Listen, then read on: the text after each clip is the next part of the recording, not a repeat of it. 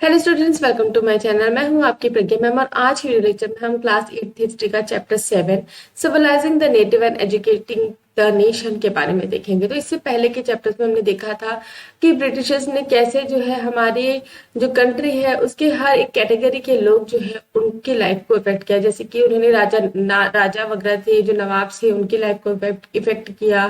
फिर जो country man मतलब जो विलेजर्स हैं, जो ग्रामीण क्षेत्र के लोग हैं, जो ट्राइबल्स हैं, सारे लोगों के मतलब लाइफ में क्या उन्होंने इफेक्ट लाया, ये सारी चीजें हम पूरे चैप्टर्स में हम देखते आए। अब हमको देखना है कि जो एजुकेशन सिस्टम है, ठीक है, जो यहाँ के जो नेटिव्स है वो उनके बारे में क्या सोचते थे। ठीक है, यहाँ के नेटिव्स मतलब जो यहाँ के जो रहने वाले जो लोग हैं, यहाँ हमारे जो देशवासी हैं, उनके बारे में वो क्या सोचते थे और एजुकेशन सिस्टम में वो क्या क्या चेंजेस लाना चाहते थे उसके बारे में देखेंगे। तो सबसे पहले हेडिंग देख लेते हैं।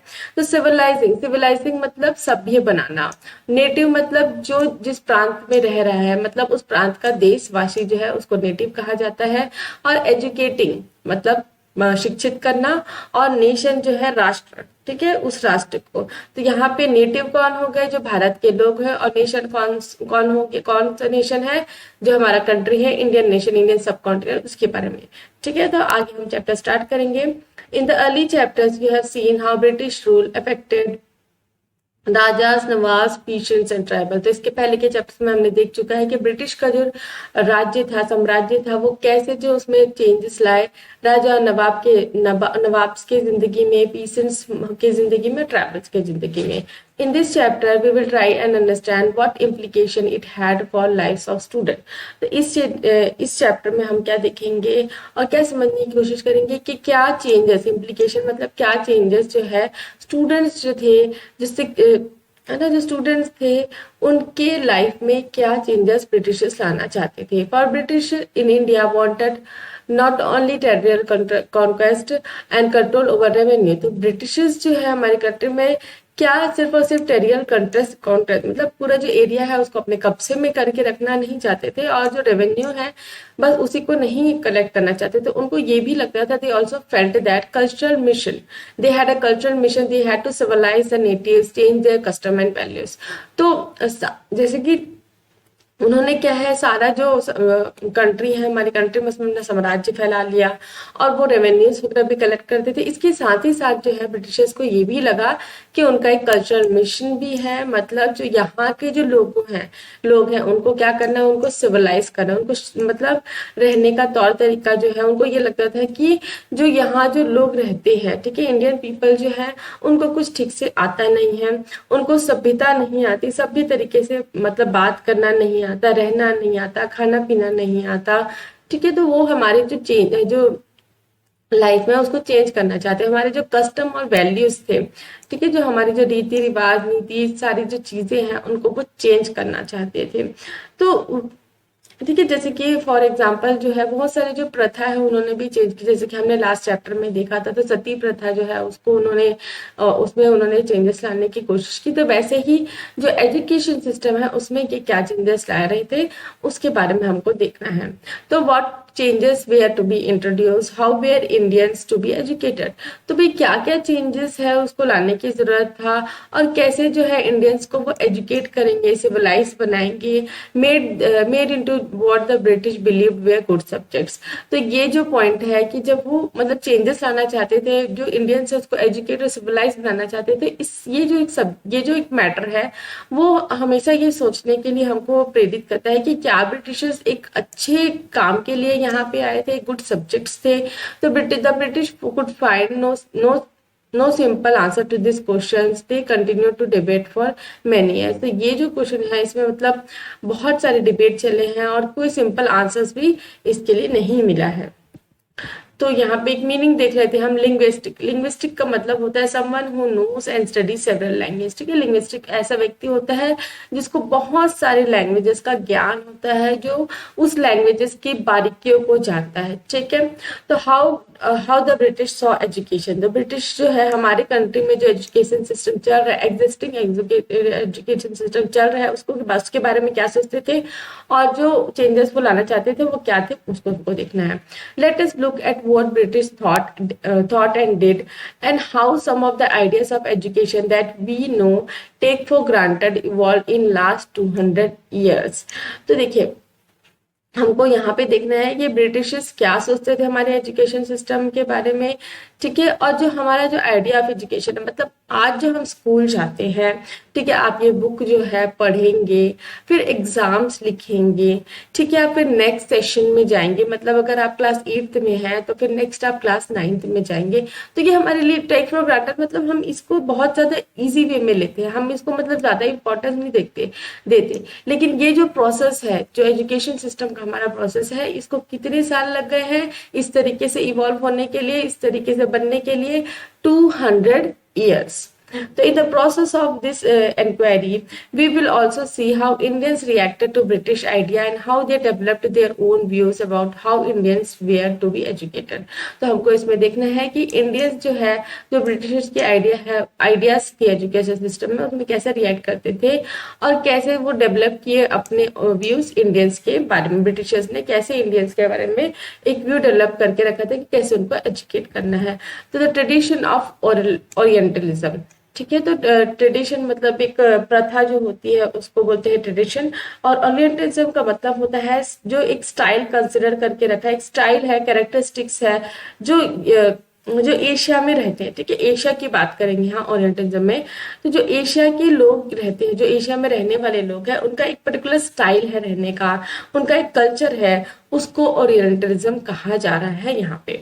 इन 1783 a person named William Jones arrived in Calcutta. तो 1783 में एक व्यक्ति है जिसका क्या नाम था, विलियम जोन्स, वो कहाँ आता है, कैलकाटा आता है। He had an appointment as a junior जज at supreme court that the company had set up. और वो क्यों आया है, उसका अपॉइंटमेंट हुआ है, उसे चुना गया है क्या, जूनियर जज, कहाँ पे, सुप्रीम कोर्ट में, और कहाँ पे, कंपनी में, ठीक है। In addition to being an expert in law, Jones was a linguistic। तो भाई इसके एक्सपर्ट तो थे लॉ में भी, लेकिन जो जोन्स है वो एक लिंग्विस्टिक भी थे। लिंग्विस्टिक का हमने पहले मीनिंग देखा, मतलब इनको लैंग्वेजेस का ज्ञान बहुत अच्छे से था।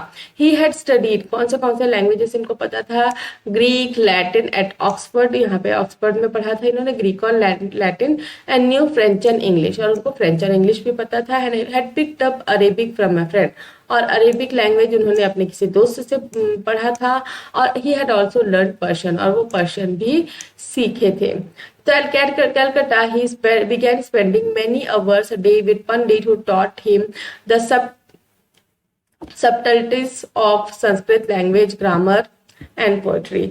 तो यहाँ पे जब वो कैलकाटा में थे तो वहाँ बहुत सारा समय जो है पंडित के साथ जो है वो स्पेंड करते थे, ताकि वो जो संस्कृत का जो लैंग्वेज, ग्रामर और पोएट्री है उसको पढ़ सके, सीख सके। सबटाइटल्स मतलब बारीकियां, ठीक है, एकदम बारीकियां जो होती है संस्कृत लैंग्वेज, उसको सीखना चाहते थे। तो यहाँ पे आप देख सकते हैं पिक्चर में विलियम जोन्स जो है पर्शियन लैंग्वेज जो है सीख रहे हैं। Next, soon he was studying ancient Indian texts on law, philosophy, religion, politics, morality, arithmetic, medicine and other sciences. देखिए इनको पढ़ने का कितना शौक था। जो एंशियंट इंडियन टेक्स्ट है, ठीक है, जिसमें कि लॉ के बारे में लिखा है, ठीक है, फिलोसफी के बारे में लिखा है, रिलीजन के बारे में लिखा है, पॉलिटिक्स के बारे में लिखा है, मोरालिटी के बारे में लिखा है, ठीक है। तो वो उस सारी चीजों को जो है वो पढ़ने की कोशिश कर रहे थे, पूरा वहां पर रीड करने की कोशिश कर रहे थे। तो Jones discovered that his interest were by sharing many British officers living in Calcutta at that time. तो जोन्स जो है उनको ये धीरे धीरे समझ में आया कि जो उनका इंटरेस्ट है वो बहुत सारे ब्रिटिश ऑफिसर्स का भी इंटरेस्ट है जो उस समय कैलकाटा में रह रहे थे। Englishman like Henry Thomas, Colebrook and Nathaniel Halhed were also busy discovering the Indian heritage, mastering Indian languages and translating Sanskrit and Persian works into English, ठीक है। तो यहाँ पे बहुत सारे जो ब्रिटिश ऑफिसर्स थे वो भी इसके जैसे उनको इंटरेस्ट था, वो भी इंडियन जो एंशियंट टेक्स्ट है उसमें इंटरेस्ट रखते थे। जैसे कि कुछ इंग्लिशमैन जैसे हेनरी थॉमस हो गया और नेथनियल हो गया, तो ये लोग भी जो है वो बिजी रहते थे। जो इंडियन टेक्स्ट है, जो इंडियन एंशियंट टेक्स्ट है उसको पढ़ने में, उससे सीखने में, और जो वो क्या भी करे करते थे, जो संस्कृत और पर्शियन वर्क है उसको इंग्लिश में ट्रांसलेट भी किया करते थे। Together with them Jones set up an Asiatic society of Bengal and chartered a journal और एशियाटिक्स रिसर्चर्स। तो इन्होंने जो है विलियम जोन्स जो है उन्होंने क्या फाउंड किया, एशियाटिक सोसाइटी ऑफ बंगाल, जिसमें जो है इस जो जो ब्रिटिश ऑफिसर्स जो हैं वो इंटरेस्टेड रहते थे इंडियन लैंग्वेजेस को पढ़ने के लिए, इंडियन जो एंशियंट टेक्स्ट को पढ़ने के लिए, वो इस सोसाइटी को ज्वाइन कर सकते थे। और उन्होंने एक जर्नल भी स्टार्ट किया, क्या नाम था उसका, एशियाटिक रिसर्चर्स। तो यहाँ पे एक पुतला दिया हुआ है, Henry Thomas Colebrooke. He was a scholar of Sanskrit and ancient script writing of Hinduism. तो Jones and Colebrooke came to represent a particular attitude towards India. They shared a deep respect for ancient culture both of India and west. तो जो Jones है और कोलब्रग है, इनका क्या था, एक अलग ही एटीट्यूड था इंडिया की तरफ में, जैसे कि बाकी ब्रिटिशर्स सोचते थे उससे थोड़े से हटके सोचते थे। ये क्या थे, ये रेस्पेक्ट करना जानते थे, ठीक है। इनका बहुत ही डीप, मतलब बहुत ही ज्यादा रेस्पेक्ट करते थे जो इंडियन कल्चर है उसको, ठीक है, और जो वेस्टर्न कल्चर है उसको भी, दोनों को ही। Indian civilisation they felt had attained its glory in the ancient past but has subsequently decline. तो उनका ये मानना था कि जो इंडियन सिविलाइजेशन है, ठीक है, इंडिया की जो सभ्यता है, उनकी जो सभ्यता है वो अपने एक उन्होंने मतलब जो सभ्यता है उसने अटेन किया है ग्लोरी, मतलब अच्छे से, मतलब उनकी महिमा बढ़ी है पास्ट में। लेकिन क्या है, धीरे धीरे सब्सिक्वेंटली, मतलब धीरे धीरे क्या है, ये खत्म होते आ गई। अलग अलग रूलर्स आए हैं कंट्री में, तो उसके बाद जो इनकी जो पर्टिकुलर एक महिमा हुआ करती थी जो एंशिएंट सिविलाइजेशन की, वो क्या है, खत्म होने आ गई है। In order to understand India, it was necessary to discover the scared and legal texts that were produced in ancient period. तो वो क्या समझते थे कि अगर इंडिया को समझना है तो क्या है, जो स्केयर टेक्स्ट है ना, जो पुराने टेक्स्ट वगैरह है, जो लीगल टेक्स्ट है, उनको क्या है बहुत अच्छे से समझा जाए, ठीक है। और फॉर ओनली दोज टेक्स्ट कुछ reveal the real ideas and loss of Hindus and Muslims and only a study of these text could form the basis of future development India. और ये भी सोचते थे कि जो टेक्स्ट है ना, एंशियंट टेक्स्ट है, उसी से पता चल जाए, उसी से हमको आइडियाज मिलेंगे और हमको नियम कानून के बारे में, जो हिंदूज और मुस्लिम्स के जो नियम कानून के बारे में पता चलेगा, और उसी से ही जो है हम जो है फ्यूचर है ना, जो इंडिया का जो फ्यूचर है उसको अच्छे से डेवलप कर पाएंगे, इंडियंस के बारे में अच्छे से समझ पाएंगे, इंडियंस में कौन कौन है, हिंदू और मुस्लिम्स को अच्छे से समझ पाएंगे। So Jones and Colebrooke went about discovering ancient text, understanding their meanings, translating them and making their findings known to others. तो जोन्स और कोलब्रग क्या करते थे, वो एंशिएंट टेक्स्ट की खोज किया करते थे, डिस्कवर किया करते थे, उसका मीनिंग समझने की कोशिश करते थे और उसको ट्रांसलेट करते थे इंग्लिश में, और जो भी उन्होंने पता किया है उसको दूसरे लोगों को बताने की कोशिश करते थे। This project they believe would not only have British learn from Indian culture and it would also help Indian rediscover their own heritage and understand the lost glories of their past. तो वो ये मानते थे कि ये ऐसा करने से, है ना, ये जो प्रोजेक्ट है उनका, जिसमें वो एंशिएंट टेक्स्ट की खोज कर रहे हैं, उसको पढ़ने की कोशिश कर रहे हैं, उनका ये मानना था कि उससे ना केवल वो जो ब्रिटिशर्स है उनको पढ़ने का मौका मिलेगा, उनको सीखने का मौका मिलेगा इंडियन कल्चर के बारे में, और ये इससे इंडियंस को भी हेल्प मिलेगी, जो उनका जो रिच हेरिटेज है जिसके बारे में वो भूल गए हैं, है ना, जो कहीं मतलब अतीत में, पास्ट में खो गया था, है ना, उसको भी वो जानने की कोशिश करेंगे। और जो उनका ग्लोरियस पास्ट था, ठीक है, एकदम महिमापूर्ण जो पास्ट था, उसको भी वो लोग वापस ले आ पाएंगे। In this process British would became guardians of Indian cultures as well as it master. और ये जो प्रोसेस है उसमें ब्रिटिशर्स क्या बन गए, जो इंडियन कल्चर्स है उसके गार्जियंस बन गए, ठीक है, उसके देख रेख करने वाले बन गए और उसके मास्टर्स भी बन गए। Influenced by such idea many company officials argued that the British ought to promote Indian rather than western learning. तो इसके ये जो इनके आइडियाज है उसे प्रेरित होकर बहुत सारे कंपनी ऑफिशियल्स जो थे उनको ये लगा कि ब्रिटिशर्स को प्रमोट करना चाहिए इंडियन का जो लैंग्वेज है, रादर देन जो वेस्टर्न लर्निंग है ना, मतलब जो इंडियन जो जिस लैंग्वेज में पढ़ते आ रहे थे, संस्कृत हो गया, हिंदी हो गया, उसी को ही उनको प्रमोट करना चाहिए। वेस्टर्न लर्निंग जो है, इंग्लिश लर्निंग जो है, इंडियंस को सिखाने का कोई मतलब नहीं है। They felt that instruction should be set up to encourage study of ancient Indian text and teach Sanskrit and Persian literature and poetry. तो उनको क्या लगा कि इंस्टीट्यूशंस बनाने की जरूरत है, मतलब अब जो है स्कूल्स और कॉलेजेस बनाने की जरूरत है जहाँ पे जो है एंशिएंट टेक्स्ट की पढ़ाई हो सके, संस्कृत की पढ़ाई हो सके, पर्शियन लिटरेचर और पोएट्री की भी पढ़ाई हो सके।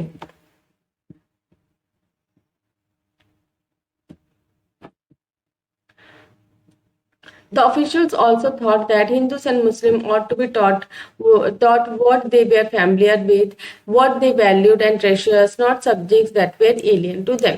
तो officials को ये भी लगा, उन्होंने ये भी सोचा कि हिंदूस और मुस्लिम को वो चीजें पढ़ाई जाए, ठीक है, वो चीजें पढ़ाई जाए जो उनके लिए फेमिलियर है, ठीक है, जिसको वो जानते हैं, जिसको वो वैल्यू देते हैं, ठीक है, जिसको वैल्यू देते हैं, जो ट्रेजर्ड है, मतलब वो उनका जो एक खजाना की तरह है, जो उनका एंशिएंट टेक्स्ट है, जिनको वो पढ़ना चाहते हैं, ठीक है। और ऐसे सब्जेक्ट पढ़ाने का कोई मतलब नहीं है जो उनके लिए एलियन हो। एलियन मतलब जो उनके लिए विदेशी हो, जैसे कि इंग्लिश लैंग्वेज जो है उनके लिए एलियन के जैसा हुआ, ठीक है। Only then they believe could the British hope to win the place in the hearts of the natives. Only then then could the alien rulers expect to be respected by their subjects. तो उनको ये लगा कि भला वो ये सोचने लग गए कि अब ब्रिटिशर्स जो है, अगर अपने जो नेटिव्स हैं, ठीक है, यहाँ जो देशवासी हैं, उनके दिल में जो अपने लिए जगह बनाना चाहते हैं, वो चाहते हैं कि वो उसको रेस्पेक्ट करें, है ना, उनके जो सब्जेक्ट्स हैं, उनकी जो प्रजा है उनको रेस्पेक्ट करें, और जो एलियन रूलर्स हैं उनको एक्सेप्ट कर ले अपना, ठीक है, अपना बना ले, तो उनको ऐसा ही करना पड़ेगा कि उनको जो उनकी लैंग्वेज है, उनका जो एंशिएंट ट्रेडिशन है, उसको फॉलो करने दिया जाए। With this object in view, a madrasa was set up in Calcutta in 1781 to promote the study of Arabic, Persian, Islamic law, and Hindu college was established in Banaras in 1791 to encourage the study of ancient Sanskrit texts that would be useful for the administration of the country. तो मदरसा का मतलब होता है Arabic word for a place of learning, any type of school और college, ठीक है। मदरसा, आज भी मदरसा होते हैं जहाँ पे मुस्लिम लोग पढ़ने जाते हैं, तो मदरसा एक ऐसी जगह होता है जहाँ पे लोग पढ़ने के लिए जाते हैं, कोई स्कूल या कॉलेज कुछ भी हो सकता है। तो यहाँ पे मदरसा बनाया गया कलकत्ता में 1781 में, ठीक है, जिसमें जो है अरेबिक, पर्शियन और इस्लामिक लैंग्वेज को पढ़ाया जा रहा था। और हिंदू कॉलेज सेटअप किया गया बनारस में 1791 में, जिसमें जो एंशिएंट संस्कृत टेक्स्ट है उसकी पढ़ाई की जाती थी, ताकि जो हमारा कंट्री का एडमिनिस्ट्रेशन है उसको अच्छे से और अच्छे तरीके से चला सके। तो यहाँ पे एक स्टैच्यू का बताया जा रहा है, ठीक है। तो ये विलियम जोन्स की, तो यहाँ पे हम देख लेते हैं, the monuments of Warren Hastings by Richard Westmacott, ठीक है, in 1830 now in Victoria memorial in Calcutta, ठीक है। तो यहाँ पे जो है ये वेरिंग हेस्टिंग्स है, और ये एक पंडित है और ये एक मुंशी है, ठीक है। तो यहाँ पे हम देखेंगे, the image represent how orientalist thought of British power in India. तो यहाँ पे हम देखेंगे जो ओरिएंटलिस्ट है उसके बारे में जो ब्रिटिश क्या सोचा करते थे, ठीक है। तो ये यहाँ पे आप देख सकते हैं, ओरिएंटलिस्ट का मतलब हम देख लेते हैं। वैसे मैंने आपको बताया था ओरिएंटलिज्म, तो यहाँ पे दोस्त with scholarly knowledge of language and culture of Asia, ठीक है, जिनके पास जो लैंग्वेज है, कल्चर है एशिया का, उसका नॉलेज रहता है, उसको ओरिएंटलिस्ट कहा जाता है। जैसे कि हिंदू पंडित हो गया, ये ओरिएंटलिस्ट है।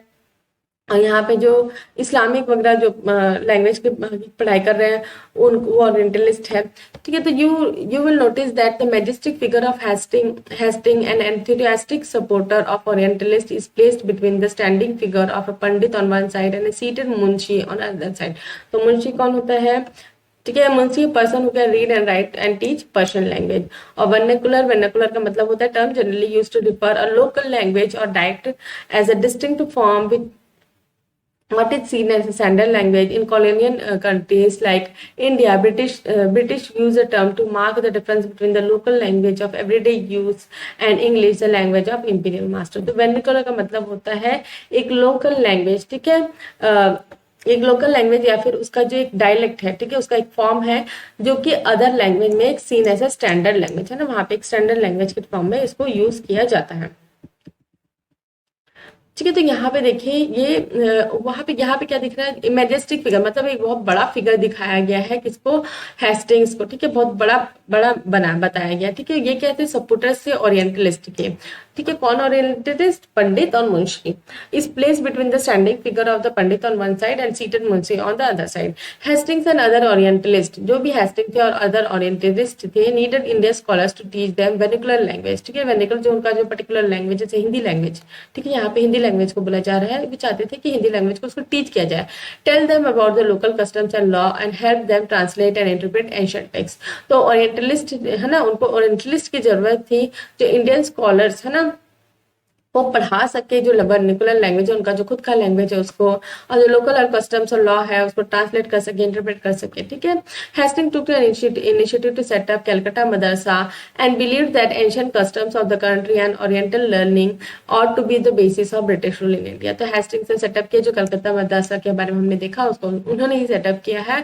और वो ये भी हेस्टिंग्स भी यही मानते थे, जैसे कि विलियम जोन्स मानते थे कि जो हमारे जो कंट्री का एंशिएंट कस्टम्स है और जो ओरिएंटल लर्निंग है, मतलब जो पहले की जो लर्निंग आई है, जो उनकी जो पर्टिकुलर लर्निंग है, ठीक है, जो उनकी कैरेक्टरिस्टिक्स रही है, वो उनको प्रमोट करे, उसको उसकी पढ़ाई करवाए।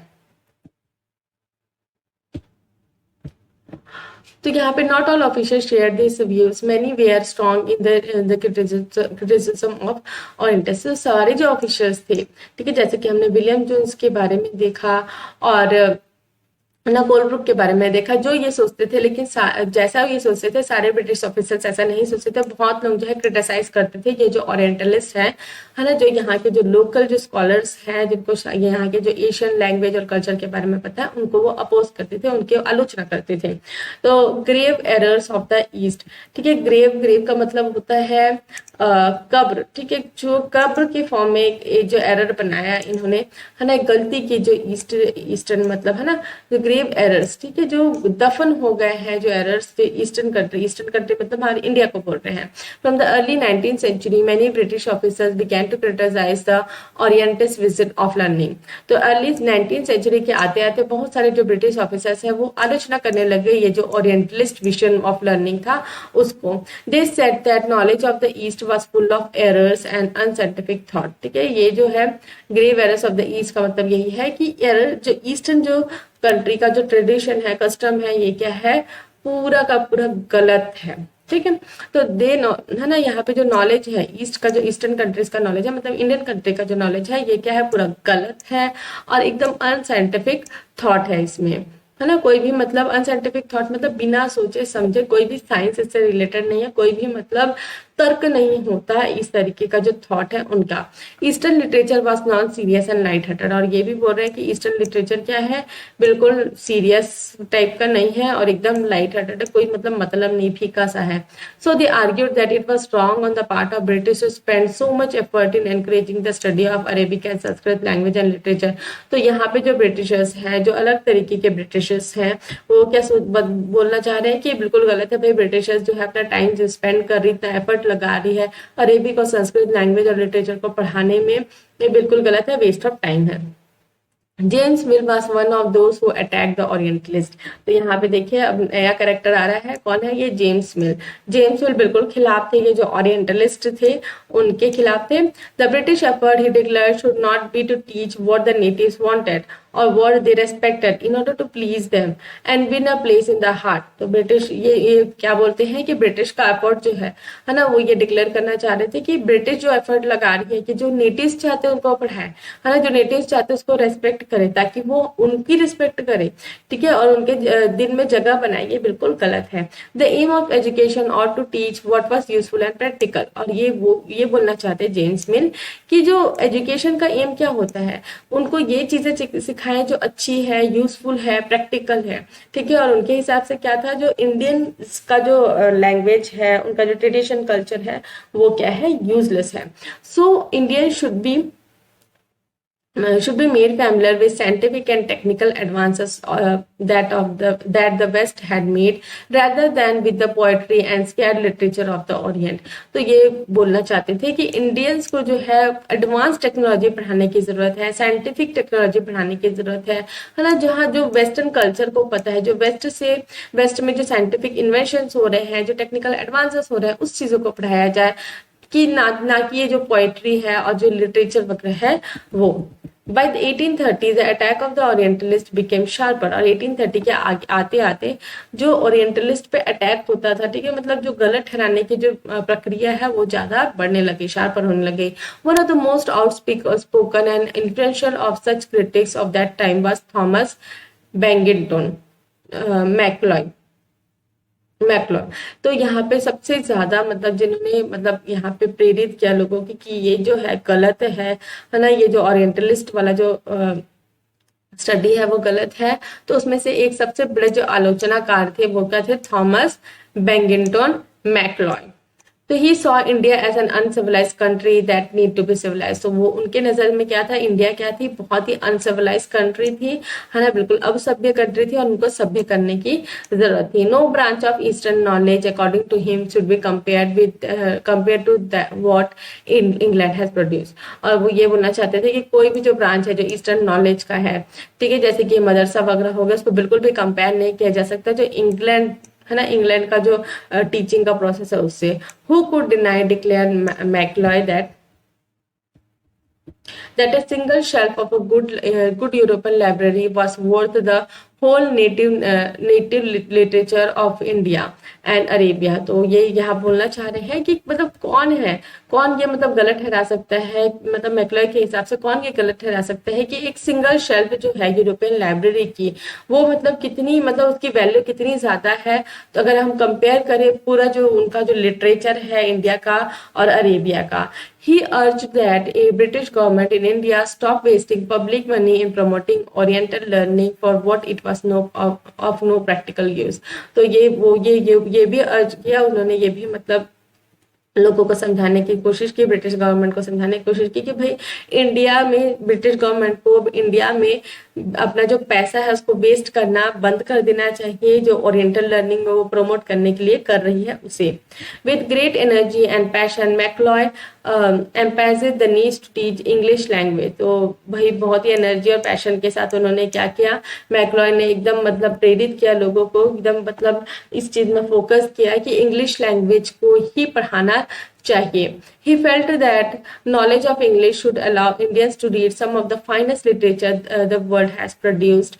ठीक है, तो ये भी मतलब उनको ये भी लगा कि अगर लोग जो इंडियंस हैं उनको इंग्लिश आ जाएगी, वो इंग्लिश सीख जाएंगे, तो वो ये जो फाइनेस्ट लिटरेचर है वर्ल्ड में उसको वो पढ़ सकेंगे, क्योंकि इंग्लिश जो है वर्ल्ड वाइड स्पोकन और है ना स्पोकन लैंग्वेज है।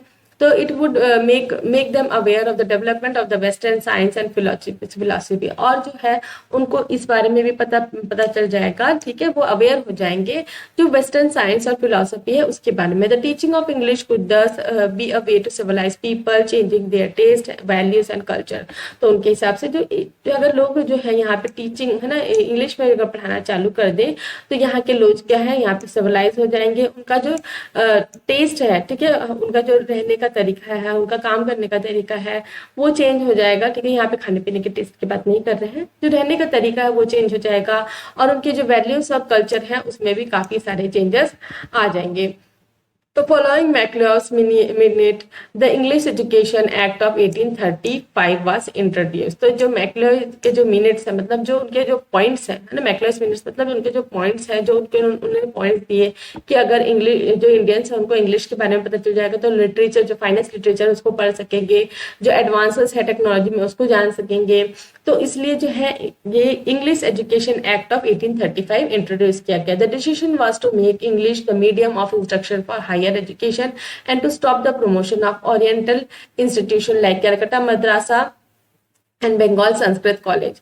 तो इस एक्ट में जो है ये बोला गया था कि भाई जो इंग्लिश है उसको मीडियम ऑफ इंस्ट्रक्शन रखा जाएगा हायर एजुकेशन के लिए, और ये जो ओरिएंटल इंस्टीट्यूशंस है उनको बंद कर दिया जाएगा। कौन कौन से, जो कलकत्ता मद्रासा और जो बनारस संस्कृत कॉलेज जो है सेटअप हुआ था उनको। This institution they seen as temple of darkness that they falling of themselves into decay. English textbooks now began to be produced by school। तो यहाँ पे जो ये जो कलकत्ता मद्रासा और जो संस्कृत कॉलेज है इसको क्या बोल रहे हैं, इंस्टीट्यूशन जहाँ पे लोग को क्या है डार्कनेस मिल रहा है, मतलब पूरा पूरा अंधकार में मतलब लोगों को एकदम अंधकार में डुबा दे रहा है और उनको खुद क्या है नीचे गिराते जा रहा है, ठीक है। और इंग्लिश टेक्स्ट जो है अब प्रोड्यूस किया जाए, इंग्लिश टेक्स्ट बुक्स बनाए गए स्कूल्स के लिए, जैसे कि टेक्स्ट बुक्स हम आज पढ़ते हैं, ठीक है, उस तरीके के इंग्लिश टेक्स्ट बुक बनाए गए स्कूल्स में पढ़ाने के लिए, ठीक है। तो यहाँ पे पिक्चर दी गई है Thomas बिंगटन McCloy in his study, ये इनका स्टडी रूम है, यहाँ पे उनकी एक पिक्चर दी गई है, ठीक है। तो बहुत ही इंटरेस्टिंग चैप्टर है, इसमें आपने देखा कि कैसे मतलब जो है हमारे कंट्री में जो है स्कूल्स एंड कॉलेजेस जो है डिफरेंट टाइप्स में है ना, डिफरेंट तरीके से यहाँ पे खोले जा रहे हैं। तो पहले हमने क्या देखा, ब्रिटिशर्स ने क्या खोला, मदरसा और बंगाल का संस्कृत कॉलेज खोला। फिर उसके बाद उनको कुछ लोगों को लगा कि नहीं भाई ये सही नहीं है, इंग्लिश पढ़ना बहुत जरूरी है। तो क्या अभी हम लोग संस्कृत और पर्शियन और ये अरेबिक लैंग्वेज में पढ़ रहे हैं, नहीं पढ़ रहे ना, तो अभी हम कौन सी लैंग्वेज में पढ़ रहे हैं, इंग्लिश लैंग्वेज में पढ़ रहे हैं। तो आप ये समझ सकते हैं कि जो इंग्लिश लैंग्वेज है ये कब इंट्रोड्यूस हुआ। तो 1835 का ये एक्ट है, ये हमको जो इंग्लिश एजुकेशन को इसने हमें इंग्लिश एजुकेशन को इंट्रोड्यूस किया। और ये जो है इसके पीछे कौन है, थॉमस बिंगटन मैकलॉय, ठीक है। मैकलॉय जो है उन्होंने इंट्रोड्यूस किया। तो हम इंग्लिश पढ़ रहे थे, हमको किसको थैंक्स करना चाहिए, तो ये जो मैकलॉय है उसको हमको थैंक्स करना चाहिए कि हम आज इंग्लिश पढ़ रहे हैं। तो हम सारे जो कंट्रीज हैं उसके लैंग्वेजेस जो है सारा जो अलग अलग जो हम कोई भी चीज पढ़ सकते हैं, ठीक है। अगर आप इंटरनेट में देखेंगे तो सारी चीजें इंग्लिश में ही रहती है, ठीक है, हिंदी में भी रहती है, बट मोस्टली जो लैंग्वेज यूज होती है वो इंग्लिश ही है। तो देखा आपने कि कहाँ से स्टार्ट हुआ था ये, ठीक। और अभी हम जो पोजीशन में है वो कैसे आए हैं, ठीक है। जैसे अभी हमने स्कूल गए, कॉलेज गए, सारी जगह तो इंग्लिश में ही पढ़ा है ना, ठीक। तो यहाँ जो है हम थोड़ा सा स्टॉप करेंगे। नेक्स्ट जो टॉपिक्स है वो हम नेक्स्ट वीडियो लेक्चर में देखेंगे। तो आपको ये वीडियो लेक्चर पसंद भी आया होगा, ठीक है। तो पसंद आया है तो वीडियो को लाइक शेयर करें, कमेंट करके बताएं कि आपको ये वीडियो लेक्चर कैसा लगा। और अगर आपको कोई डाउट है तो भी आप कमेंट में पूछ सकते हैं। और अगर ये वीडियो लेक्चर्स जो है मैं बना रही हूँ जो आपको अच्छे लगते हैं तो आप मेरे चैनल को सब्सक्राइब कर लो, बेल नोटिफिकेशन को भी ऑन कर लो, ताकि जब भी मैं नए वीडियोस डालूं तो आपको नोटिफिकेशन मिल सके। Thanks for watching.